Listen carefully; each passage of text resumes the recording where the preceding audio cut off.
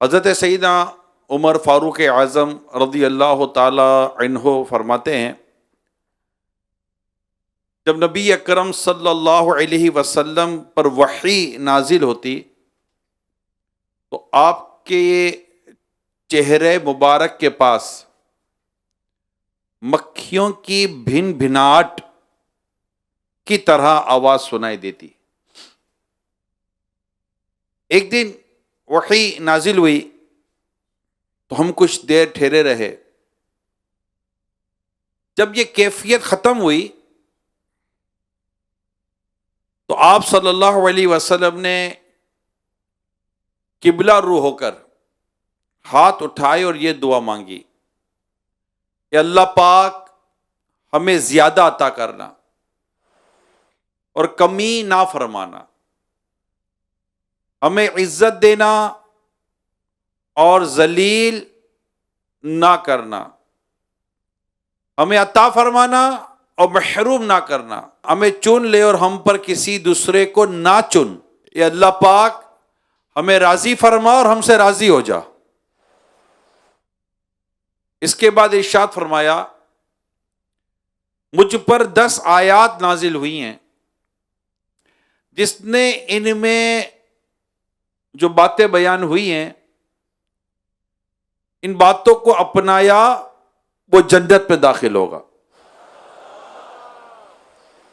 پھر آپ صلی اللہ علیہ وسلم نے سورہ مومنون کی یہ ابتدائی آیات قد افلح المؤمنون سے لے کر 10ویں آیت کے آخر تک آپ نے پڑھا۔ روایت سے بالکل یہ بات واضح ہے کہ یہ بڑی ہی ایمان افروز آیات ہیں۔ آج کے اس بیان میں اب یوں سمجھیے کہ ایک بڑا جنرل ٹاپک ہے ہمارے ہاں، سکسیس آف لائف، کامیابی چاہیے، وی نیڈ سکسیس۔ اچھا، ایک ورڈ ہے we need success in any cost, یہ انتہائی غلط ورڈ ہے۔ چلے آپ کو کامیابی دے دی جاتی ہے، آپ کی عزت لے لی جاتی ہے، کون دے گا؟ آپ کو کامیابی دے دی جاتی ہے، آپ کا کوئی قیمتی چیز لے لی جاتی ہے، کون دے گا؟ تو یہ ایٹ اینی کاسٹ جو ہے نا، یہ ورڈ درست نہیں ہے۔ اور جو ہمارے یہاں جو سکسیس کو ڈسکس کیا جاتا ہے وہ بھی ایک فکس، ایک خاص بات پہ کیا جاتا ہے۔ آج جو میں آپ کو کامیابی کی بات بتانے جا رہا ہوں، بالکل میرا ٹاپک ہی کامیابی ہے، اور قرآن سے بات کریں گے ہم۔ قرآن اس کامیابی کی بات کرتا ہے جس میں دنیا اور آخرت دونوں کی کامیابیاں نصیب ہوتی ہیں۔ انڈرسٹوڈ سی بات ہے، ہمیں یہ تو کنفرم ہے نا کہ بھئی جینا تو ہے نہیں مستقل، یہاں مرنے کی پابندی، وہاں جینے کی پابندی۔ اب ایسی کیا کامیابی ہے جس میں ہمیں دنیا اور آخرت دونوں کی کامیابی کی بات پتہ چلے؟ تو اللہ پاک نے سورہ مومنون کی جو ابتدا فرمائی نا، وہ غور سے سنیے گا۔ آج میرے رب نے ارشاد فرمایا قد افلح المؤمنون۔ میں آپ کو جو ترجمہ سناؤں گا وہ آسان ترجمہ قرآن کنز العرفان ہوگا، ٹھیک ہے؟ فرمایا بے شک ایمان والے کامیاب ہو گئے، یعنی یہ ایمان والوں کو بشارت دی گئی ہے کہ بے شک اللہ تعالیٰ کے فضل سے اپنے مقصد میں کامیاب ہو گئے اور ہمیشہ کے لیے جنت میں داخل ہو کر ہر ناپسندیدہ چیز سے نجات پا جائیں گے۔ فلاح، تھوڑی سی ورڈنگ سمجھیے گا۔ فلاح لفظ استعمال، قد افلح المؤمنون، آپ نے پڑھا ہوگا مفلحون، فلاح کا لفظ۔ میں نے اس کی لغت کو ایک جگہ دیکھا کہ فلاح سے لغت کیا کہتی ہے۔ فلاح ایک عربی کا لفظ ہے، اس کے کوئی معنی ہے۔ عربی لغت میں فلاح کا لفظ دنیا اور آخرت دونوں کی کامیابی پر بولا جاتا ہے۔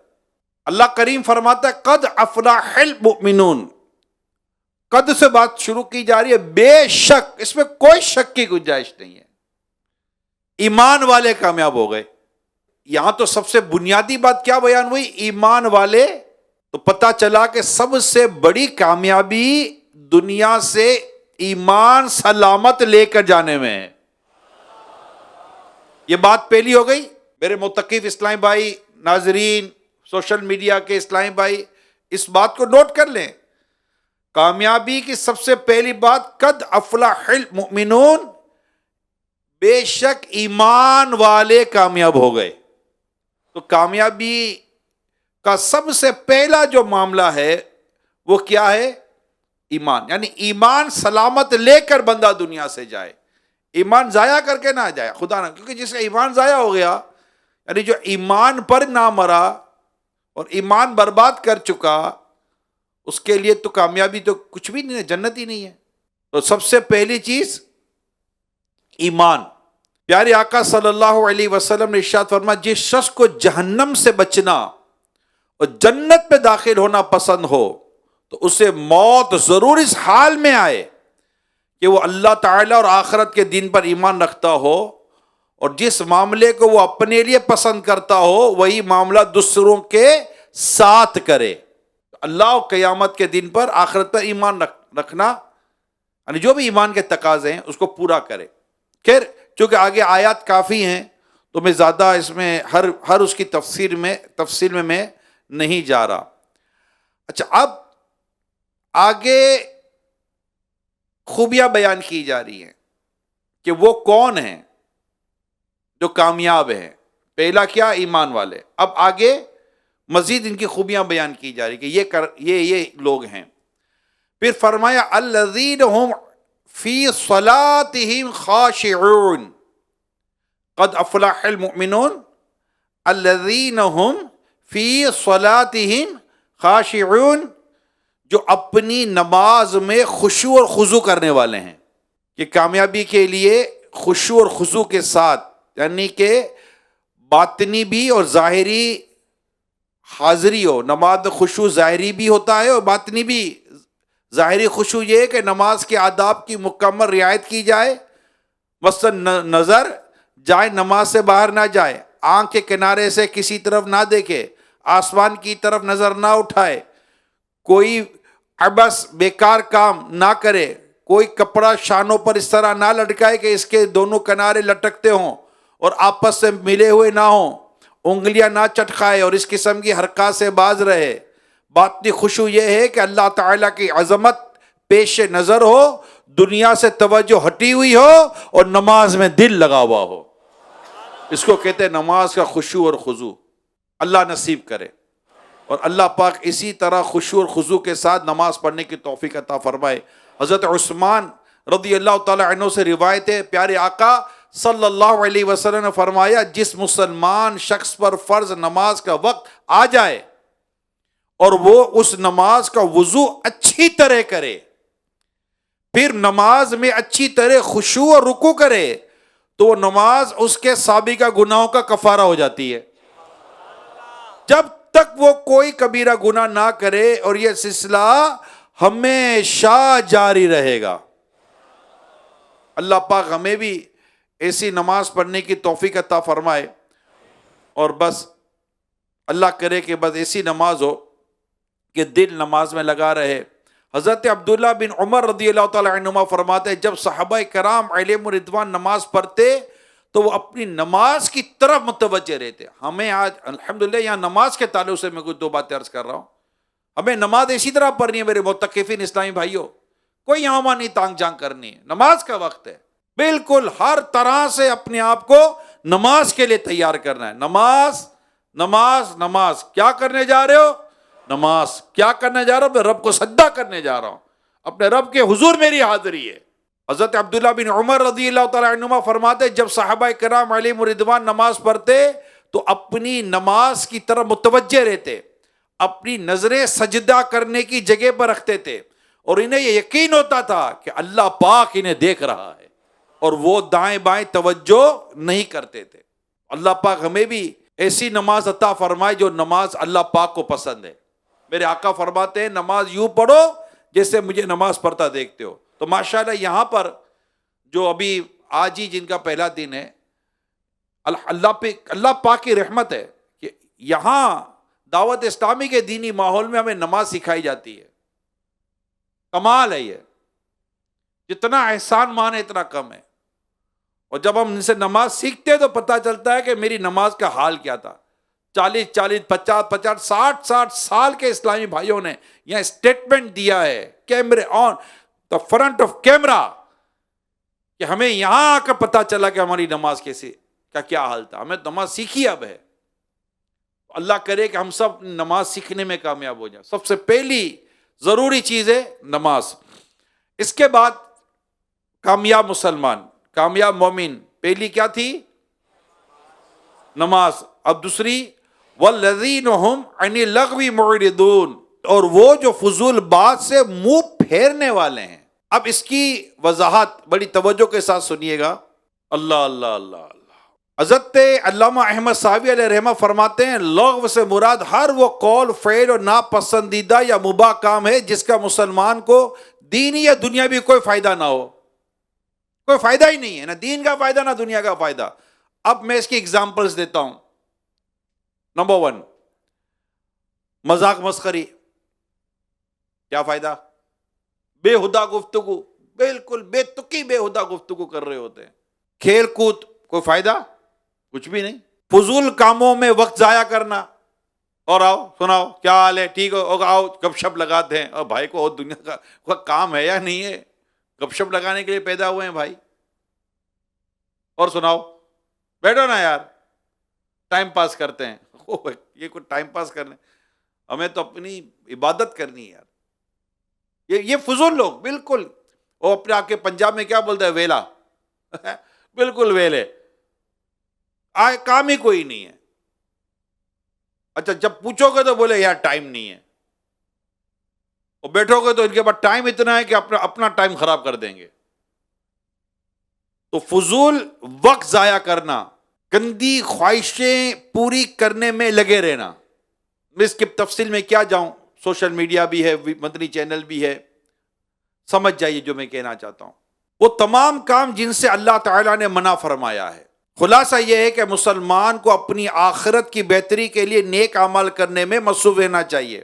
وہ اپنی زندگی بسر کرنے میں باقدر ضرورت حلال کمائے، حلال کمانے کی کوشش کرے. اس کا کوئی وہ نہیں ہے، کمانا ہے، مانگنا تو ہے ہی نہیں. مگر اس طرح گناہ بری، فضول بری اور بیکار قسم کی زندگی سے اپنے آپ کو بس فارغ کر دے. والذین هم عن اللغو معرضون. یہ جو کامیاب ہونے والے جو مومنین ہیں، ان کی دوسری نشانی یہ ہے، دوسری خوبی یہ ہے کہ وہ بےہودہ بات کی طرف التفات نہیں کرتے، پڑھتے ہی نہیں ہیں. غور کیجئے رسول اکرم صلی اللہ علیہ وسلم نے کیا خوب ارشاد فرمایا. آدمی کے اسلام کی اچھائی میں سے یہ ہے کہ وہ لا یعنی کاموں کو ترک کر دے. آپ نے ایک ورڈ سنا ہوگا، ٹائم مینجمنٹ. ٹھیک ہے، ٹائم مینجمنٹ. یہ ٹائم مینجمنٹ کی بہترین حدیث ہے. آپ کے پاس ٹائم ہی ٹائم ہے. آپ یہ اس حدیث پر عمل کر کے دیکھیں، قرآن کریم کے اس فرمان پر عمل کر کے دیکھیں. یہ جتنے بھی دیکھنے سننے والے میرے جو دعویٰ کر دے میرے پاس ٹائم نہیں ہے، ایکسپٹل کیسز ہوتے ہیں، اللہ ماشاء اللہ مستثنیات تو ہوتے ہیں چند ایک. مجھے امیر سنت کے پاس ٹائم نہیں ہے، مجھے پتا ہے. ٹھیک ہے، ایسے اور بھی بزرگان دین ہوتے ہیں واقعی جن کے پاس ٹائم نہیں ہوتا. لیکن ایک تعداد ہے ٹائم ہی ٹائم ہے ان کے پاس. آ کے بیٹھے ہم سے بات تو کرے، 3-4 گھنٹے 5 گھنٹے تو آپ کے ہم یوں نکال کے دے دیں گے. یہ لو فارغ ہے، جاؤ کام کیا، کوئی ڈھنگ کا کام کر لو. آج امیر سنت نے کتنی پیاری بات فرمائی تھی مدنی مذاکرے میں. شب قدر کو چھپا دیا گیا ہے، اس کا جو تعین تھا وہ چھپا دیا گیا. اور آپ نے فرمایا اگر پتہ چل بھی جائے کہ آج شب قدر ہے تو کیا کر لیں گے؟ آج کی رات سمیت، یعنی پچھلی راتیں تو ٹھیک ہے، کیا ٹھیک ہے، مطلب پچھلی راتوں کا بھی یہ کہانی ہے. آج کی رات بھی لوگ ہوٹلوں پہ بیٹھے. ایک تو لوڈو پتہ نہیں کدھر سے آ گیا، بچپن سے لے کر اب تک یہ لوڈو بوڑھا نہیں ہوا. لوگ ہوٹلوں کی دکانوں پہ بیٹھ کے لوڈو کھیل رہے، تاش کھیل رہے، پتہ نہیں کیا کیا کھیل رہے ہیں، شطرنج کھیل رہے ہیں بیٹھے ہوئے. کام ہی کوئی نہیں ہے. چائے آ رہی ہے، چائے پی رہے ہیں، کھیل رہے ہیں چائے. ارے اللہ کے بندو، 21ویں شب چلی گئی، طاق رات آئے گی، طاق رات آئے گی، طاق رات آئے گی. چلی گئی پہلی طاق رات. کیا کر لیا ہم نے؟ کتنی عبادتیں کر لی، کتنی ریاضتیں کر لی. چلو جو پہلے دن کے میرے معتکف ہیں ان کو آج پہلی رات ملی ہے اعتکاف میں، طاق رات. کیا کتنے ایسے ہوں گے جنہوں نے کوئی بھی گفتگو میں حصہ نہیں لیا ہوگا، بالکل تنہائی اختیار کر کے 4 دوستوں میں بیٹھ کر قرآن پڑھ رہے ہیں، تلاوت کی عبادت کر رہے ہیں، تسبیح پڑھ رہے ہیں. بھائی کیوں کر رہے ہو یہ سب؟ آج طاق رات ہے، کیا پتہ شب قدر ہی ہو، میں آیا اسی کام کے لیے ہوں. کتنے ہوں گے ایسے خوش نصیب؟ بتائیے. بیٹھ گئے ہوں گے باہر، اور سناؤ کہاں سے آئے ہو، کدھر سے آئے ہو، کیوں آئے ہو، وہ اعتکاف پہ آئے ہو. اور بس اسی طرح، میں نہیں کہتا کہ سب کے سب، ایک تعداد اسی طرح گزر دی ہوگی رات کو، ادھر چلے گئے ادھر چلے گئے، یہ دیکھ ادھر. بھائی رات گزر گئی، 5 میں سے 1 گزر گئی، اب رہ گئی کتنی؟ 4. اور یہ جو سوشل میڈیا اور مدنی چینل پر ہے، ان میں جو مجھے سن رہے ہیں کہ جنہوں نے راتیں ہوٹل پہ بیٹھ کر فضول اور کھانے پینے میں ہی صرف گزار دی، یہ سوچے کہ کیا ابھی زندگی میں دوبارہ 21ویں شب پانے کے لیے زندہ رہنے کی امید ہے؟ ایسی تو ایک بات فائنل ہے، آج طے کر لے میرے پیارے اسلام بھائیو، زندگی گزارنی ہے. میں قرآن کی باتیں بیان کر رہا ہوں آپ سے، قرآن کی آیت، اس کا ترجمہ کی تفسیر آپ سے ڈسکس کر رہا ہوں. اللہ ہمیں بےہودہ چیزوں سے بچنا نصیب فرمائے، فضول باتوں سے، فضول کاموں سے اللہ ہمیں بچنا نصیب فرمائے. حضرت عقبہ بن عامر رضی اللہ تعالیٰ عنہ فرماتے، رسول اکرم صلی اللہ علیہ وسلم کی خدمت میں حاضر ہوا اور عرض کی نجات کیا ہے؟ کیا عرض کی؟ یا رسول اللہ صلی اللہ علیہ وسلم نجات کیا ہے؟ ارشاد فرمایا اپنی زبان پر قابو رکھو، اگر تمہارے لیے گنجائش رکھے، یعنی بیکار ادھر ادھر نہ جاؤ. اور نمبر 3، اپنی خطا پر آنسو بہاؤ. نجات 3 چیزوں میں بیان فرمائی ہے. نمبر 1، زبان کو روکے رکھو. کیا من سماتا نجات، جو چپ رہو سے نجات پائی.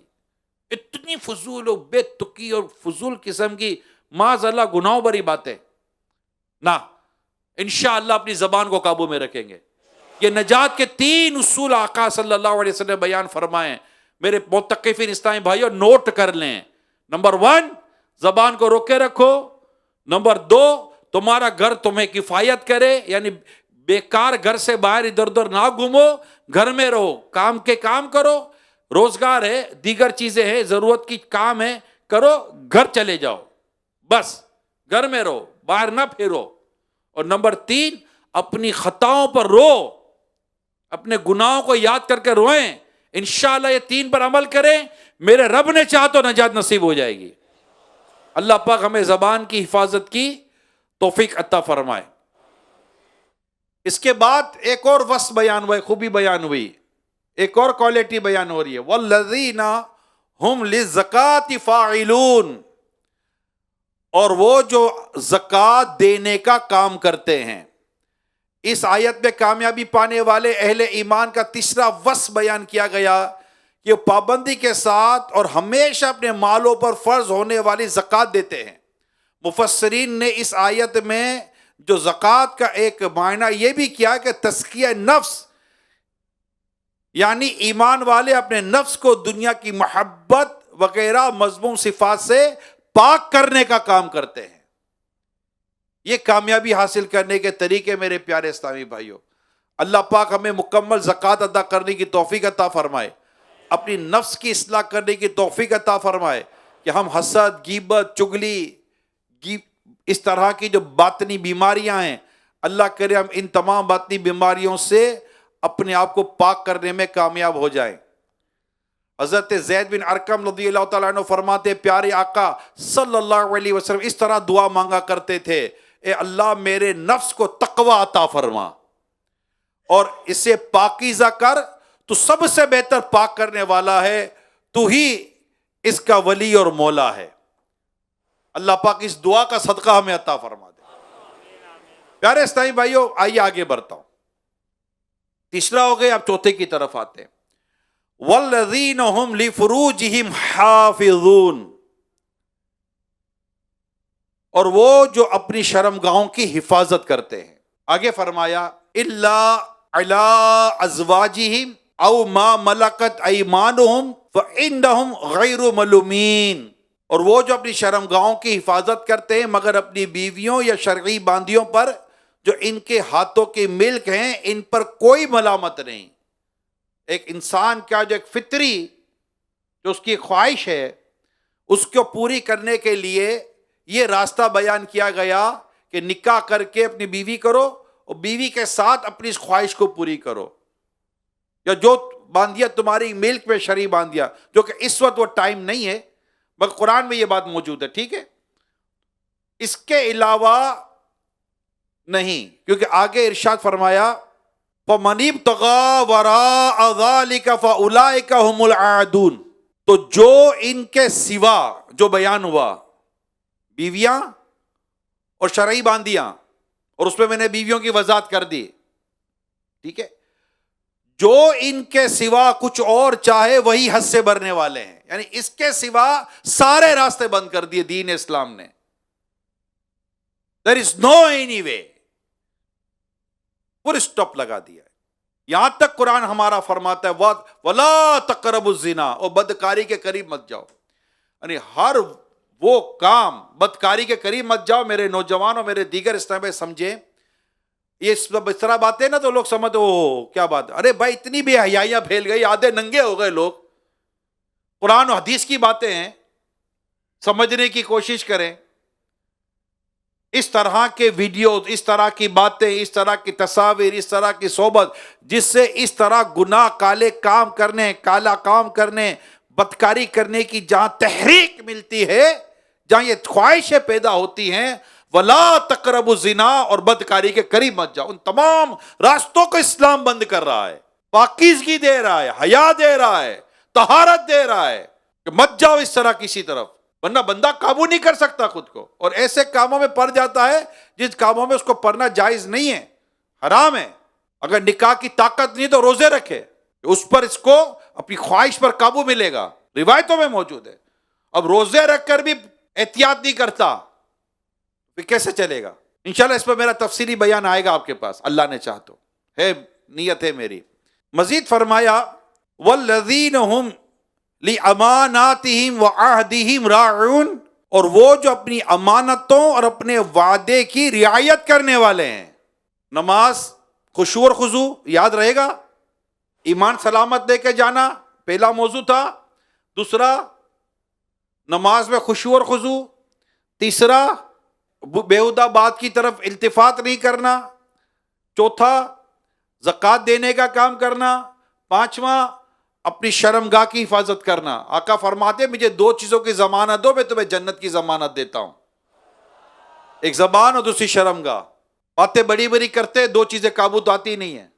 اب جو بات بیان کی جا رہی ہے وہ یہ ہے کہ وہ جو اپنی امانتوں اور اپنے وعدے کی رعایت کرتے ہیں.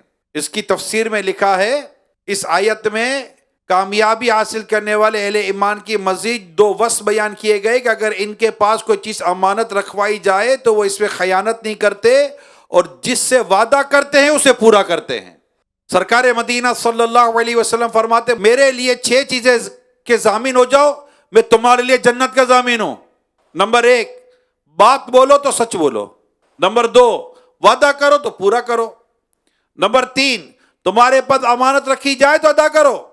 نمبر 4 اپنی شرمگاہوں کی حفاظت کرو. اور نمبر 5 اپنی نگاہوں کو پست رکھو، نیچی رکھو. اور نمبر 6 اپنے ہاتھوں کو روکو. 6 باتیں بیان کی میرے آقا صلی اللہ علیہ وسلم نے. میرے متقفین، عاشقان رسول، مدنی چینل کے ناظرین، اسلامی بھائی، اسلامی بہنیں، سوشل میڈیا پر موجود سب کے سب یہ 6 باتیں ایک بار پھر سن لیں. اللہ پاک ہمیں ان پر قابو عطا کر دے اور اس پر عمل کی توفیق عطا کر دے. نمبر 1 یاد کر لیں، بات بولو سچ بولو. بولیں جب بھی بولیں گے سچ بولیں گے. ارے نیت آپشن ہے، بتاؤ کو آپشن ہے، کبھی سچ بولیں گے کبھی جھوٹ بولیں گے، کبھی دل کرے گا تو جھوٹ بول دیں. آپشن ہے جھوٹ بولنے کا؟ نہیں ہے نا، کوئی وے نہیں ہے سوائے اس کے کہ سچ بولیں. اور سانچ کو آنچ نہیں ہے. ذہن بناؤ، پکی نیت کرو، جب بھی بولیں گے سچ بولیں گے. اندر باہر سارے نیت کرو. بھئی تھوڑی نیت کرے باقی مرضی چلے گی کیا؟ نہیں، ذہن بنائیں، کوئی راستہ نہیں ہے. نیک بننے کے سوا کوئی آپشن نہیں ہے. دماغ میں بٹھا لے پیارے اسلامی بھائیوں، نیک بننے کے سوا کوئی آپشن نہیں ہے. راستے غلط ہیں، ایک ہی راستہ صحیح ہے، نیک بنے آقا کے پیچھے پیچھے جنت میں جائیں. اللہ کی رحمت، نیک بنیں گے اللہ کی رحمت پانے کے لیے. جنت تو اللہ کی رحمت سے ملے گی. ان رحمت اللہ قریب من المحسنین، بے شک اللہ کی رحمت نیکوکاروں کے قریب ہے. نمبر 2 وعدہ کرو تو پورا کرو. نیت تو کرو یار. مطلب نیت دل کے ارادے کو کہتے ہیں، سچی نیت، صحیح یہی کرنا ہے۔ آقا فرماتے ہیں 6 چیزوں کی ضمان، تم 6 چیزوں کے ضامین ہو جاؤ، میں جنت کا ضامین بنتا ہوں۔ وہ تو نہایت سستا سودا بیچ رہے ہیں جنت کا، ہم مفلس کیا مول چکائیں، اپنا ہاتھ ہی خالی ہے۔ سچ بولنا ہے، وعدہ پورا کرنا ہے، امانت ادا کرنی ہے، شرم گاؤں کی حفاظت کرنی ہے، اپنی نگاہوں کی حفاظت کرنی ہے، اپنے ہاتھوں کو روکے رکھنا ہے۔ اللہ پاک نے چاہا تو محبوب کے صدقے میں جنت ملے گی انشاءاللہ، انشاءاللہ۔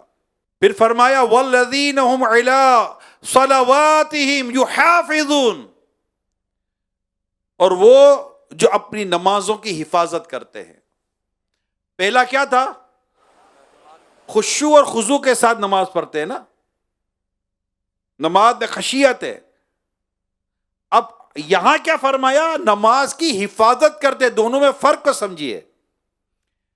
یعنی کامیابی حاصل کرنے والے وہ مومن ہیں جو اپنی نماز کی حفاظت کرتے ہیں، انہیں ان کے وقتوں میں، نماز کو اس کے وقت میں، ان کی شرائط تو آداب کے ساتھ پابندی سے ادا کرتے ہیں، فرائض، واجبات، سنن، نوافل سب کی نگہبانی کرتے ہیں۔ اس کو کہتے ہیں یحافظون، یعنی اس کی شرائط بھی پوری کرنی ہے، فرائض بھی پورے کرنے ہیں، واجبات پورے کرنے ہیں، جو نماز پڑھنے کے اصول ہے اس کو پورا کرنا ہے، وقت پر پڑھنا، اس کو کہتے ہیں نماز کی حفاظت کرنا۔ اب پیارے سبھائیو سنیے، یہ جو بیان ہوا نا قد افلح المؤمنون سے لے کر نماز کی حفاظت تک، رائٹ؟ اب اللہ کا فرمان سنیے، فرماتا اولئک هم الوارثون۔ کیا فرمایا؟ اولئک هم الوارثون، یہی لوگ وارث ہیں، یہی لوگ وارث ہیں۔ کس چیز کے؟ الذین یرثون الفردوس، یہ فردوس کی میراث پائیں گے، جنت الفردوس کی بشارت ہے۔ کس کی میراث پائیں گے؟ فردوس کی میراث پائیں گے۔ اور کیسی پائیں گے؟ ہم فیہا خالدون، وہ اس میں ہمیشہ رہیں گے۔ ہائے ہائے، اللہ پاک ہمیں جنت الفردوس عطا فرما دے، اور جنت الفردوس کا ہی سوال کرنا چاہیے۔ جی ہاں، اللہ اللہ، پیارے آقا صلی اللہ علیہ وسلم نے فرمایا جنت میں 100 درجے ہیں، 2 درجوں کے درمیان اتنی مسافت ہے جتنی آسمان و زمین کے درمیان ہے۔ کتنے درجے ہیں؟ 100 درجے، اور دونوں درجوں کے درمیان، 2 درجوں کے درمیان اتنا فاصلہ، اتنا مسافت ہے جتنا زمین اور آسمان۔ فردوس سب سے اعلیٰ ہے اور درمیانی جنت ہے، اور اس سے اوپر رحمان عز و جل کا عرش ہے، اس سے جنت کی نہریں نکلتی ہیں۔ جب اللہ پاک سے سوال کرو تو جنت الفردوس کا سوال کرو۔ اللہ ہمیں جنت الفردوس عطا فرما دے، اور جنت میں اللہ پاک اپنے حبیب کا پڑوس عطا فرما دے۔ میرے پیارے اسلامی بھائیوں، میرے معتکفین اسلامی بھائیوں، مدنی چینل کے ناظرین، سوشل میڈیا کے اسلامی بھائیوں، یہ 10 آیات اور آگے پھر جنت فردوس کا بیان ہوا، 11 آیات ہو گئیں۔ اس کو بار بار پڑھے، میں نے تفسیر صلاۃ الجنان سے آپ کو بیان کیا۔ 18واں پارہ سورہ مومنون سے شروع ہوتا ہے، یہ اس کی ابتدائی آیات ہیں۔ ہمیں اپنی زندگی کو سمجھنے کی ضرورت ہے۔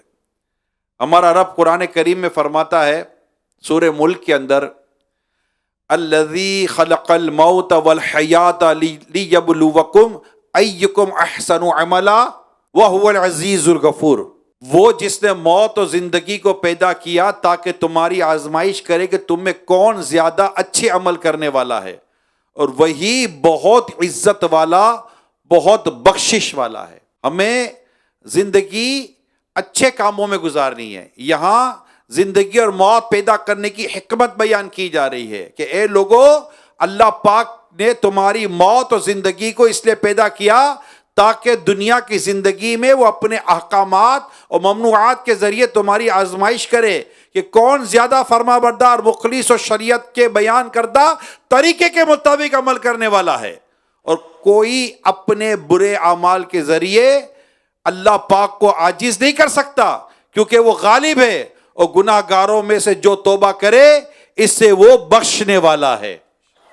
تو اللہ پاک ہم سب کو زندگی کے مقصد کو سمجھنے کی توفیق عطا کرے کہ ہمیں اللہ کو راضی کرنا ہے، عبادت کرنی ہے، نیکی کرنی ہے، اور کامیاب جو ایمان والے ہوں گے ان اوصاف کو اللہ پاک ہمیں اختیار کرنے کی توفیق عطا فرمائے.